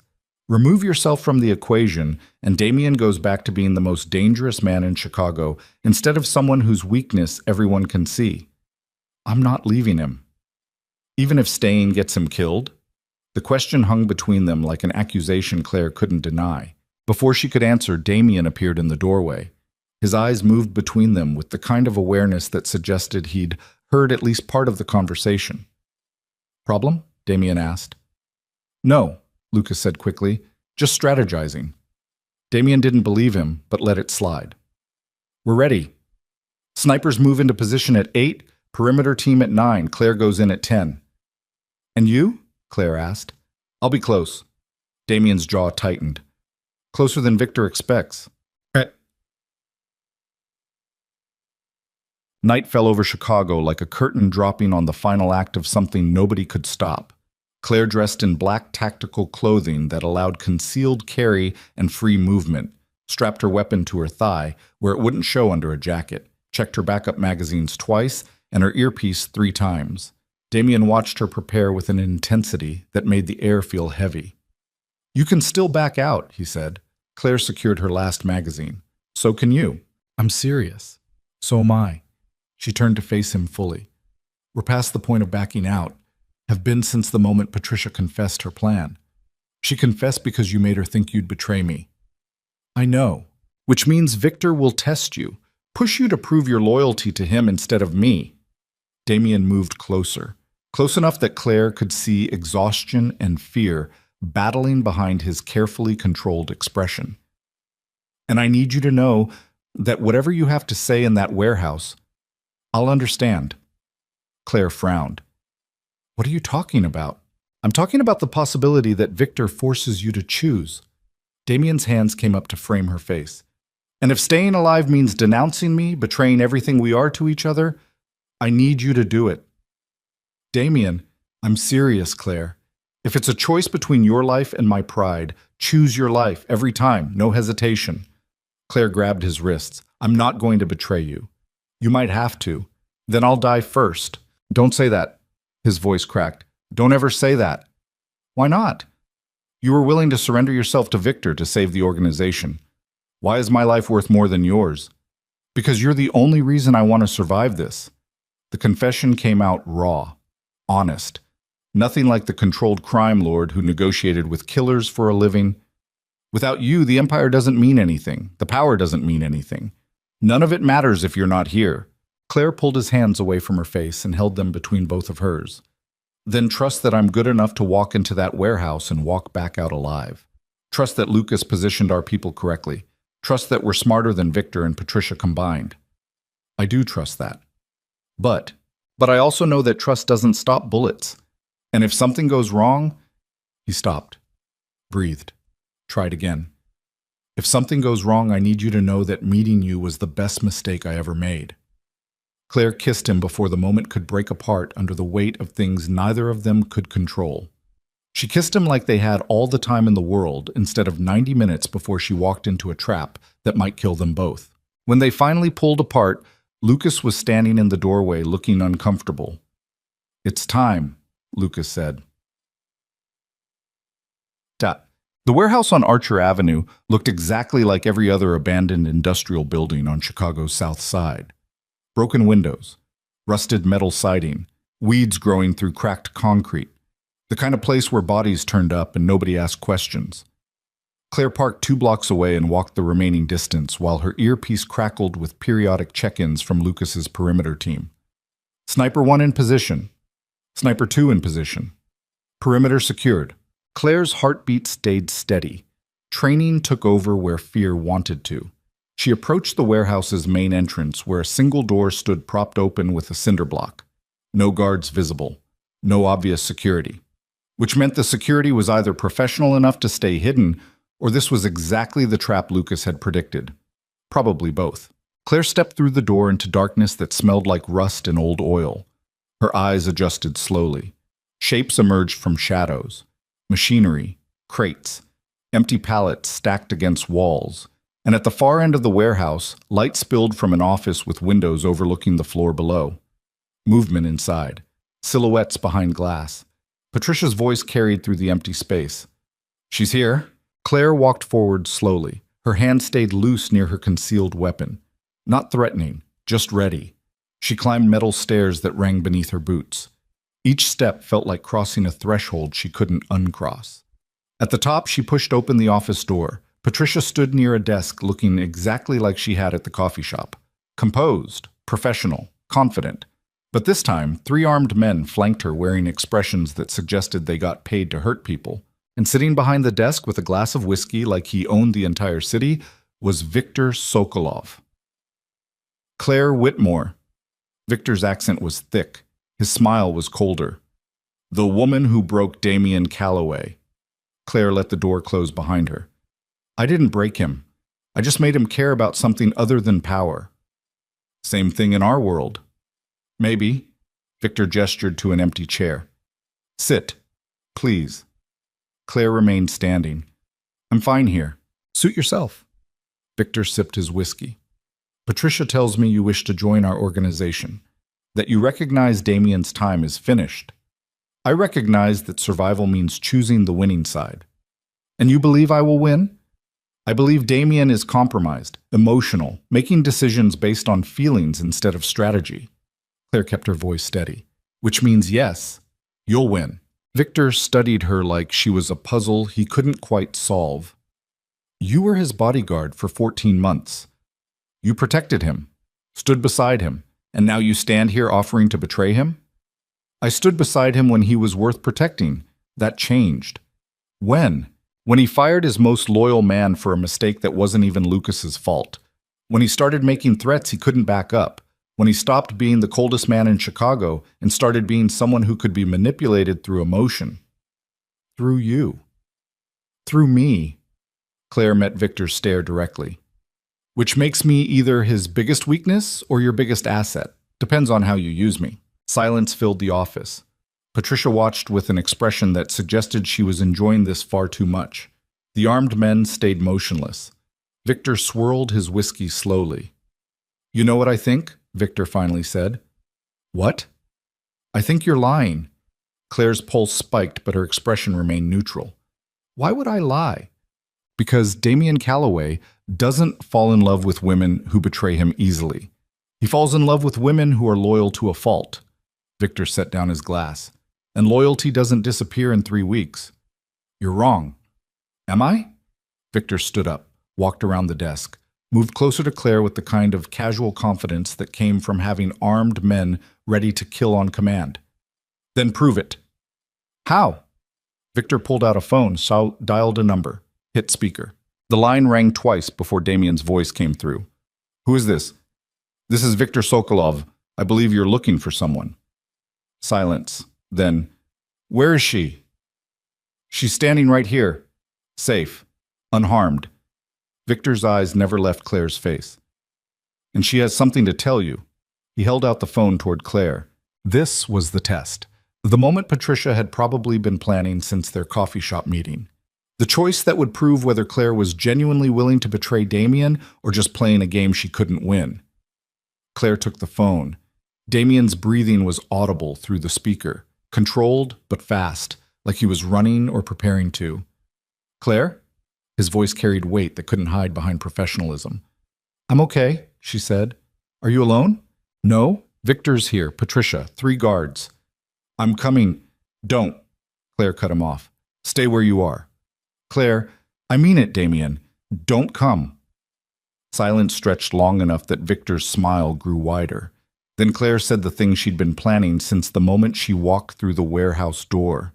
I'm done protecting someone who can't protect himself. I'm done watching you make mistakes because you care more about me than your empire. And I'm done pretending we have a future when we both know this life doesn't allow for love. Damien's breathing stopped completely. So you're going to hear this once and only once. Claire's voice stayed steady, even though her hands were shaking. Walk away. Let Victor have Chicago. Disappear before his reinforcements arrive and finish what last night started. Because I won't be there to protect you anymore. Claire, I'm staying with Victor. He's offering me more than you ever could. Safety, power, a future that doesn't involve watching the man I love get killed because he's too emotionally compromised to see his enemies coming. She could hear Damien breaking through the phone, could hear the exact moment her words landed like bullets he couldn't dodge. You don't mean that, he finally said. I do. Claire. Goodbye, Damien. She ended the call and handed the phone back to Victor. Patricia was smiling like she'd just won something irreplaceable. The guards looked less tense, and Victor studied Claire with an expression that suggested he was reconsidering everything. That was convincing, Victor said. It was honest. Was it? He moved closer. Close enough that Claire could smell expensive cologne and see the scars on his knuckles from decades of violence. Because if you're lying, you just made a very permanent enemy. I'm not lying. Then you won't mind proving it one more time. Before Claire could ask what he meant, Victor nodded at one of his guards. The man moved to a metal cabinet against the wall, pulled out a laptop, set it on the desk, and opened it to reveal security camera footage of the warehouse perimeter, where Lucas's team was positioned exactly where they thought nobody could see them. Claire's blood turned to ice. "You see," Victor said calmly, "I've been in this business longer than Damien has been alive, and I know when someone is trying to set a trap." He gestured at the screen showing multiple angles of men crouched behind cover with weapons ready. "Your people have been in position for 40 minutes, which means this," he gestured between himself and Claire, "was never about you joining me. It was about getting me in one place long enough for Damien to attack." Patricia's smile vanished. "You said she was genuine." "I said she was convincing." Victor turned back to Claire. "But convincing doesn't mean honest." Claire's mind raced through options that were rapidly disappearing. The element of surprise was gone. Victor knew about the perimeter team, which meant he probably had countermeasures already in place. "So here's what happens now," Victor continued. His voice stayed conversational, almost friendly. "You're going to call Damien back, tell him to pull his people, and then you're going to watch while I demonstrate what happens to men who think emotion makes them powerful instead of weak." "And if I refuse?" Victor nodded at a different guard. The man pulled out his own phone, tapped the screen, held it up so Claire could see. Live footage. Damien crouched behind a dumpster approximately 30 yards from the warehouse entrance, completely unaware he was being watched. "I have 8 snipers positioned around this building," Victor said, "all of them with clear shots at Damien Calloway, all of them waiting for my order." Claire's hands curled into fists. "You'll start a war." "No, I'll finish one." Victor pulled his own weapon from a shoulder holster, not threatening, just showing he was armed. "So, you can call him, tell him to retreat, save his life and spend the rest of yours knowing you chose survival over love, or you can refuse, and I'll kill him while you watch. Your choice." The office went silent except for Claire's heartbeat pounding in her ears. This was the scenario Damien had warned her about, the choice between his life and her loyalty. The moment where everything came down to impossible decisions with fatal consequences. Through the window, she could see the warehouse floor below, empty except for shadows and machines that had stopped working years ago. Her earpiece was still active, which meant Lucas was hearing all of this, which meant he knew the perimeter was compromised and Damien was in a sniper's crosshairs. Claire made a decision. "Okay," she said. Victor raised an eyebrow. "Okay, what?" "Okay, I'll call him." Claire held out her hand for a phone. "But you pull your snipers first. I'm not giving you everything while you give me nothing. You're not in a position to negotiate. Neither are you. Kill Damien and his entire organization comes down on you with everything they have. You might win eventually, but you'll lose people, resources, time." Claire kept her voice level. "Or you can let him walk away. Save your strength for taking over the city without a war that costs more than it's worth." Victor considered this. Patricia looked furious. "You said we'd kill him tonight." "I said we'd eliminate the threat." Victor's eyes never left Claire. "But perhaps there's more than one way to do that." He pulled out his phone, made a call, spoke in Russian too fast for Claire to follow. Then he nodded. "My snipers are pulling back. Now call Damien." Claire took the phone Victor offered, dialed Damien's number. It rang once before he answered. "Claire, get out." She spoke fast. No time for explanations. "Perimeter's compromised. Victor knows everything. You have approximately 2 minutes before this goes bad." "I'm not leaving without you." "Yes, you are. Lucas." She knew he was listening. "Pull everyone. Now.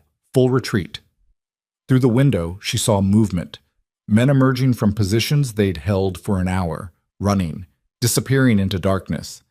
And somewhere in that chaos, Damien was making the same choice she'd forced on him. Survival over pride. Life over empire. Her over everything else. "I'm coming back for you," Damien said through the phone. His voice was raw, broken. "I swear to God, Claire, I'm coming back." "I know." She ended the call before he could say anything else that would make this harder than it already was. Victor took the phone back, checked his own security footage, watched Damien's people retreat into the night. "Smart," Victor said, "but temporary." Claire said nothing. Patricia moved closer to Victor. "What now?" "Now we wait for my reinforcements to arrive. And then we finish what we started. Victor gestured at his guards. Take her downstairs. Make sure she's comfortable. She's going to be our guest until Damien learns that love is the most expensive weakness a man can have. Two guards grabbed Claire's arms. She didn't resist, didn't fight, because fighting would get her killed and dead people couldn't escape. They dragged her down the metal stairs, across the warehouse floor, into a small room that might have been an office once, but was now just a concrete box with a single chair and a door that locked from outside. The guard shoved her inside, slammed the door. The lock clicked. Claire sat in darkness and listened to her own breathing while her mind ran through scenarios that all ended badly. Damien was alive. Lucas had pulled the team. Victor didn't have his immediate victory, but she was captured. And in 60 hours, Victor's reinforcements would arrive, and this would start all over again. Except next time, Damien wouldn't have surprise on his side. Next time, he'd be coming for her knowing it was a trap.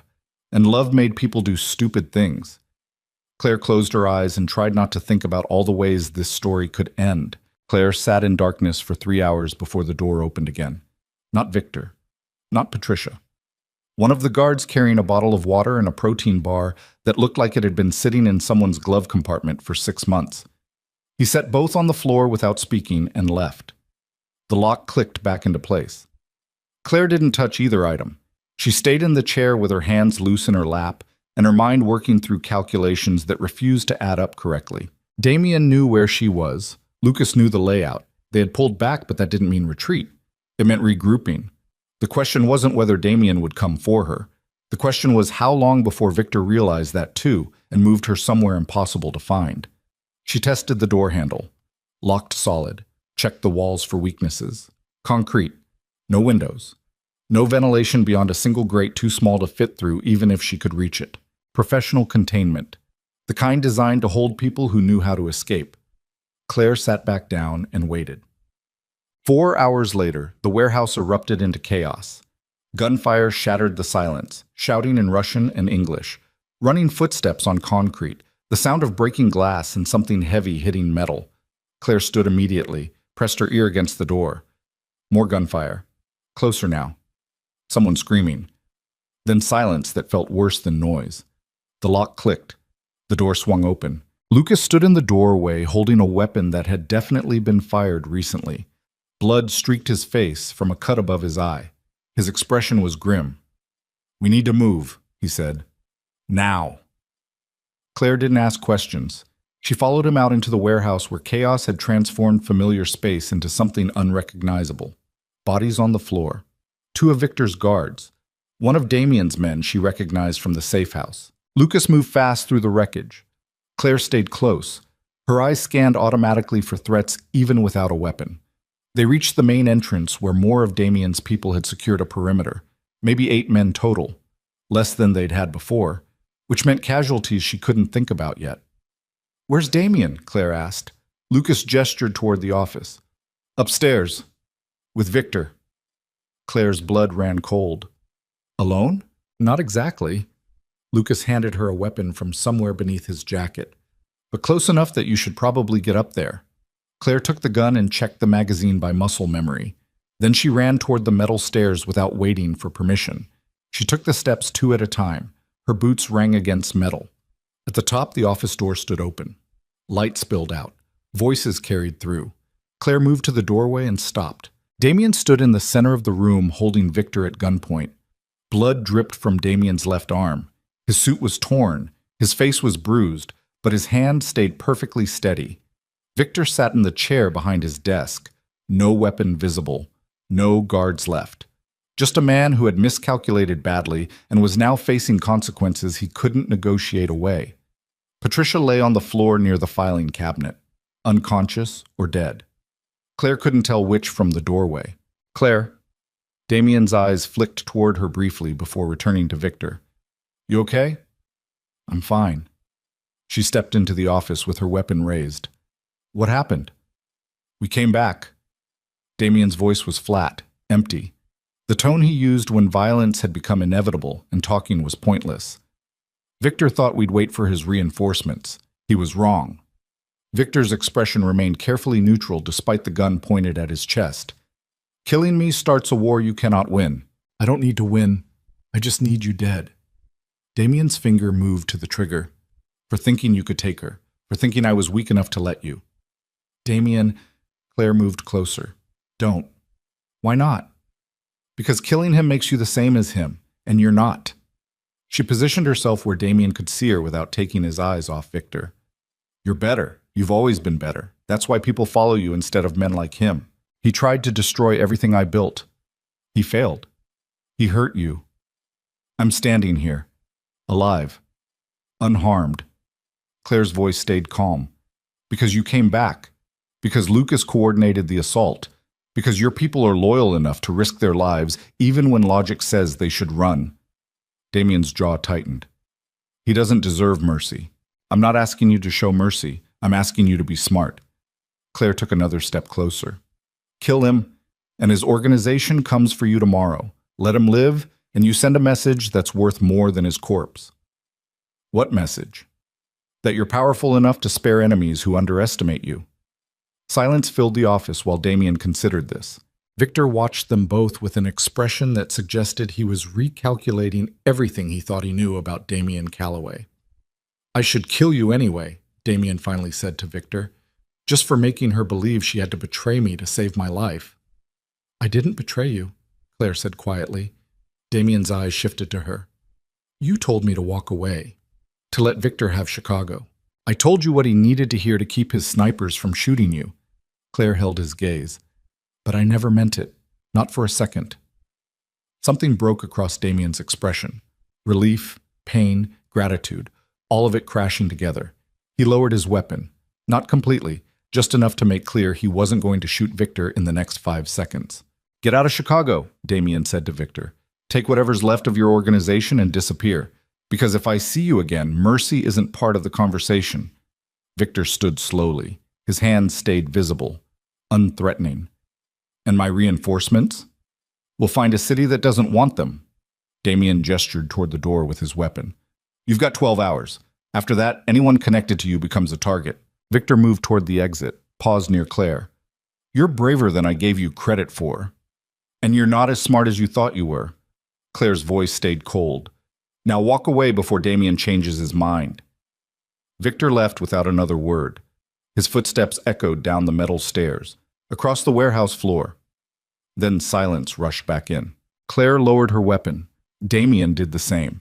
They stood in an office that smelled like blood and gunpowder and bad decisions while Chicago continued existing 40 feet below. Patricia? Claire asked. Unconscious. Lucas hit her harder than necessary.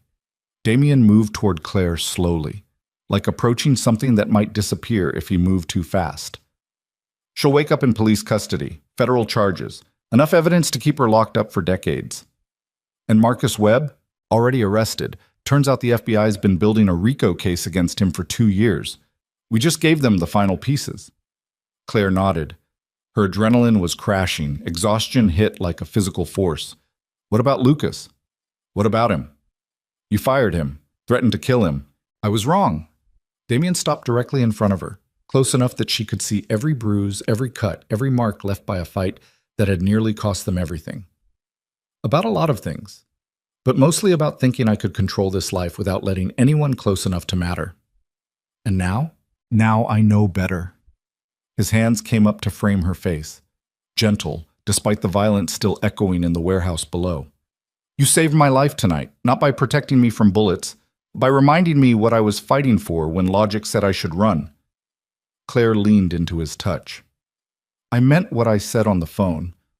The part about not protecting you anymore. I know. Because I can't be your bodyguard, and you're... She paused, searching for a word that fit what they'd become to each other. Whatever we are. So what do we do? We figure out how to be partners instead of protector and protected. Claire's hands covered his. We build something that doesn't require me to stand between you and danger. And we stop pretending that loving each other makes us weak. Damien's eyes searched her face like memorizing something he'd almost lost. What if I don't know how to do that? Then we learn together. He kissed her. Not desperate like before.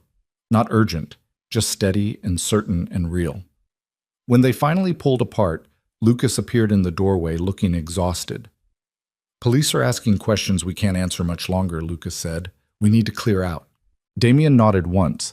Then he turned back to Claire with an expression that looked almost vulnerable. Come with me? Where? Anywhere that isn't a crime scene. Claire almost smiled. Yeah, okay. They left the warehouse together while emergency lights painted the night red and blue. Police secured the perimeter. Paramedics treated injuries. Reporters would arrive eventually, asking questions nobody planned to answer honestly. Lucas coordinated the cleanup with efficiency that suggested he'd done this before, making sure stories aligned. Evidence disappeared. Witnesses remembered the version of events that kept everyone out of federal prison. Damien and Claire slipped away before official statements became mandatory. They climbed into a car Lucas had positioned 2 blocks away and drove through Chicago while dawn started breaking over the skyline. Neither of them spoke for the first 10 minutes, just breathed, existed. Let the weight of surviving slowly settle into something manageable. Finally, Claire broke the silence. Where are we going? Somewhere quiet. Damien kept his eyes on the road. Somewhere far away from warehouses and ambushes and people who think power means never showing weakness. That's not an answer. No, it's not. He glanced at her briefly.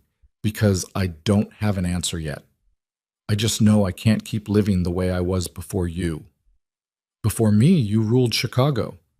Before you, I survived Chicago. There's a difference. Damien's hands tightened on the steering wheel. And I'm tired of just surviving. They drove north through neighborhoods that shifted from industrial to residential to something approaching suburban. The city gave way to smaller towns. Eventually, Damien pulled into a parking lot overlooking Lake Michigan, where water stretched toward the horizon like it had no end. He killed the engine. They sat in sudden silence, broken only by waves hitting rocks below. I need to tell you something, Damien said. Claire turned toward him. Okay. When Victor's guard showed me that footage of you in the office, when I heard you tell me to walk away, he stopped, breathed, tried again. I realized that loving you was the most terrifying thing I'd ever done. More terrifying than building an empire. More terrifying than facing enemies who wanted me dead. Because for the first time in my life, I had something to lose that actually mattered. I know the feeling. No, you don't. Not completely. Damien turned to face her fully. Because you've always been brave enough to care about people even when it puts you at risk. But I spent 34 years believing that caring was weakness. That emotion was liability. That the only way to survive was to make sure nothing mattered more than control. What changed? You did. His voice cracked slightly. You walked into my office 14 months ago and slowly, without me even realizing it, you became the thing that mattered more than survival, more than power, more than anything I'd ever built. Claire reached for his hand. That scares you. It terrifies me. Because I don't know how to protect what matters when what matters is a person instead of an empire. Then stop trying to protect me and start trusting that I can protect myself. Damien stared at their joined hands. I fired Lucas because he made a mistake that almost got me killed. But the real reason was because he was right. I am compromised. I do make decisions based on keeping you safe instead of what's best for the organization. So fire me too. He looked up sharply. What? Fire me from the part where I'm your responsibility, where my safety is your burden. Claire squeezed his hand. Because as long as you see me as something you need to protect, we're never going to be equals. And I didn't quit being your bodyguard just to become your liability. You're not a liability. Then prove it. Let me stand beside you instead of behind you. Let me make my own choices even when they put me at risk. Let me be your partner instead of your weakness. Damien was quiet for a long time. The sun continued rising. The lake continued existing. And somewhere in Chicago, Lucas was cleaning up a mess that would take days to fully resolve. I don't know if I can do that, Damien finally admitted. Then we'll figure it out together. One day at a time, one choice at a time. Claire shifted closer. Because I'm not walking away. Not after everything we survived to get here. Even though being with me means living in a world where last night happens, even though... She touched his face where a bruise was already darkening.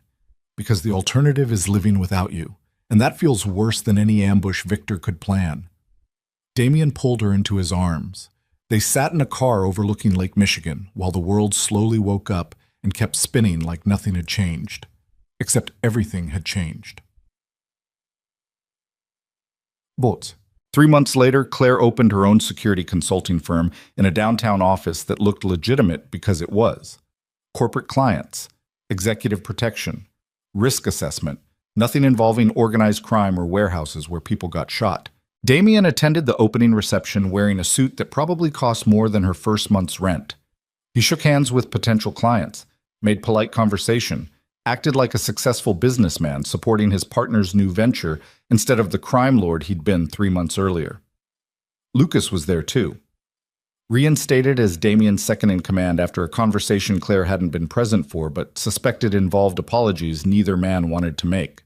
"This is strange," Lucas said quietly. He stood near the refreshment table holding champagne he wasn't drinking. Seeing him like this, Claire followed his gaze to where Damien was laughing at something a corporate security director had said. Like what? Human, relaxed, like someone who sleeps at night instead of planning how to survive until morning. He's still planning, just different things. Because of you. Because of both of us. Claire accepted a champagne flute from a passing server. He decided to change. I just made it easier. Lucas studied her carefully. You know, people are talking about how Damien Calloway walked away from half his empire to go legitimate. About how the coldest man in Chicago suddenly cares about building something legal instead of powerful. Let them talk. They're saying you changed him. They're right. Claire sipped her champagne. But he changed me too. Made me realize that surviving doesn't mean staying detached. That caring about people is strength instead of weakness. And you're okay with that? Giving up the adrenaline? Claire looked around the office she'd built. The legitimate business. The clients who didn't carry weapons or run criminal empires. The life that looked normal from outside.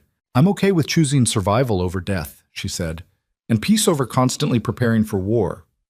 Lucas nodded slowly. For what it's worth, I think you're good for him, even if it took me a while to see it. Thanks. Don't thank me yet, because if this goes sideways, I'm the one who'll say I told you so. Claire almost smiled. Fair enough. The reception continued for another 2 hours. Business cards exchanged, contacts made, foundation built for something that might actually last longer than the next crisis. When the last guest finally left, Claire found Damien alone in her new office, staring out the window at Chicago's skyline. You okay? She asked. I was just thinking about the first time we met. How you walked into my office looking like you could kill someone with your bare hands if necessary. I still can. I know. He turned away from the window. But now you do it protecting corporate executives instead of crime lords. Is that a problem? No, it's different. Good different. Damien moved closer. I'm proud of you. For building this. For proving that leaving my world doesn't mean losing yourself. I didn't leave your world. I just expanded mine. Claire leaned against her desk. And you're expanding yours. Going legitimate. Building businesses that don't require violence to maintain. Most of them, anyway. Damien, I'm kidding. He pulled her closer. Mostly. Claire wrapped her arms around him. We're going to be okay. You know that, right? I'm starting to believe it. Good, because I didn't survive Patricia and Victor and your jealousy issues just to watch you self-destruct from doubt. Damien laughed quietly. The sound was warm. Real. Nothing like the cold control he'd worn like armor for most of his adult life. My jealousy issues? He repeated. You threatened to destroy Marcus Webb's entire real estate empire because he touched my arm. He touched you inappropriately. He flirted. There's a difference. Not to me. Damien's hand settled on her waist. I'm still working on the part where other men exist near you, and I don't immediately consider homicide. Keep working on it. I will. Promise. He kissed her forehead. But I'm not promising to like it. 6 months after the warehouse, Damien proposed during a quiet dinner at home instead of somewhere public and dramatic. No ring yet. No elaborate plan. Just the two of them eating takeout on his penthouse balcony while Chicago glowed below. Marry me, he said suddenly. Claire nearly choked on her noodles. What? Marry me. Make it official. Stop letting people introduce you as my girlfriend when you're so much more than that. That's possibly the least romantic proposal in history. I can do better if you want romantic, skywriting, flash mob, whatever ridiculous gesture people expect.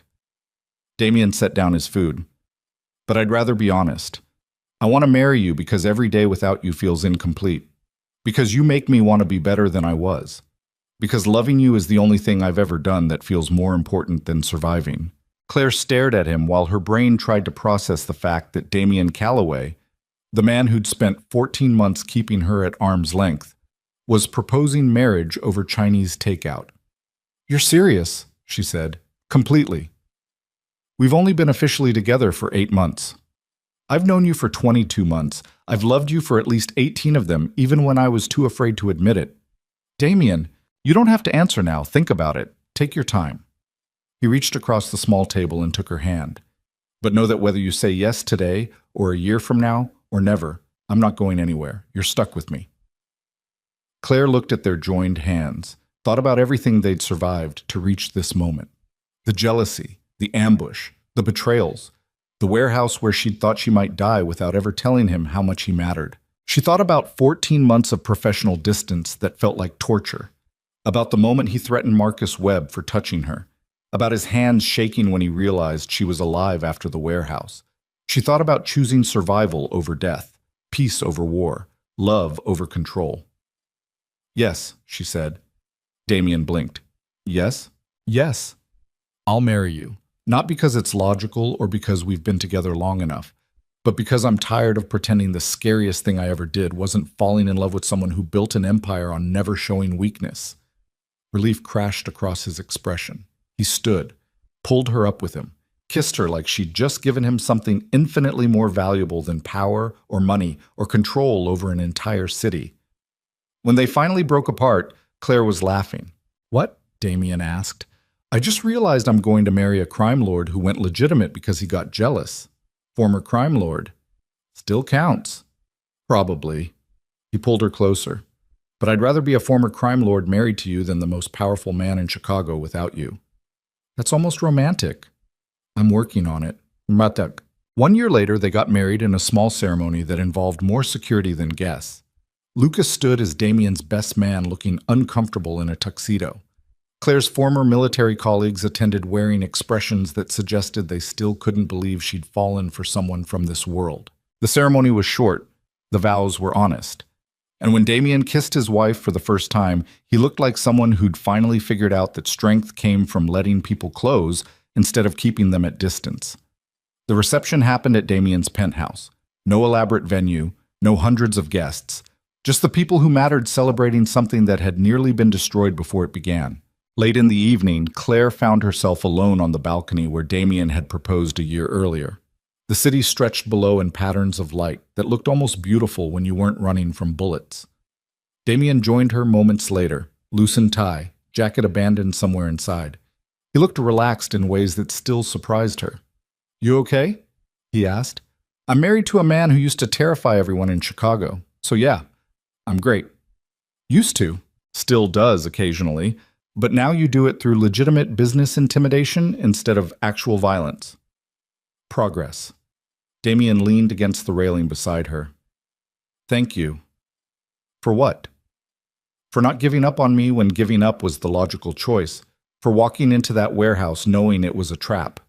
For reminding me that being powerful matters less than being human." Claire turned toward him.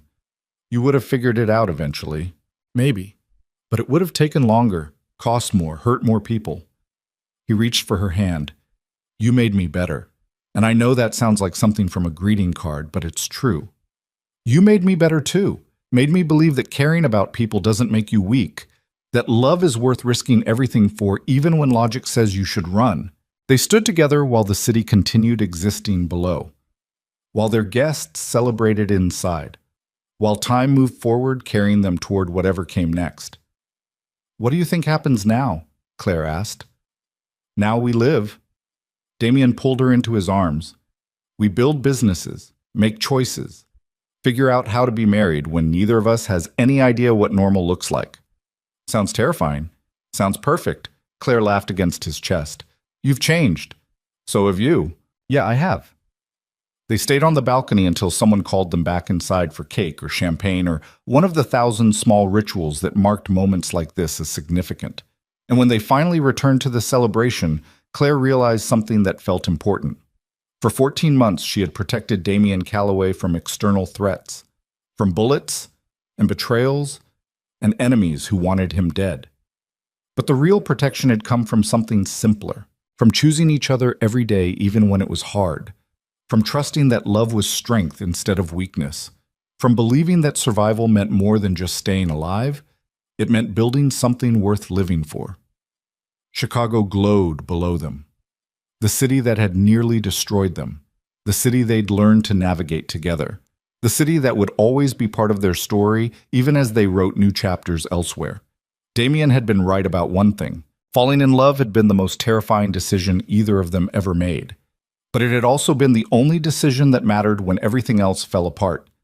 Years later, when people asked Claire Calloway about how she'd met her husband, she never told them the whole truth, never mentioned the crime empire or the warehouses or the night jealousy saved both their lives. She just smiled and said something vague about protection detail and proximity, and slowly realizing that the most dangerous man she'd ever met was also the only one who made her feel completely safe. And that was enough. Because some stories were too complicated for strangers to understand, too raw, too real. But for the people who lived them, those stories were everything.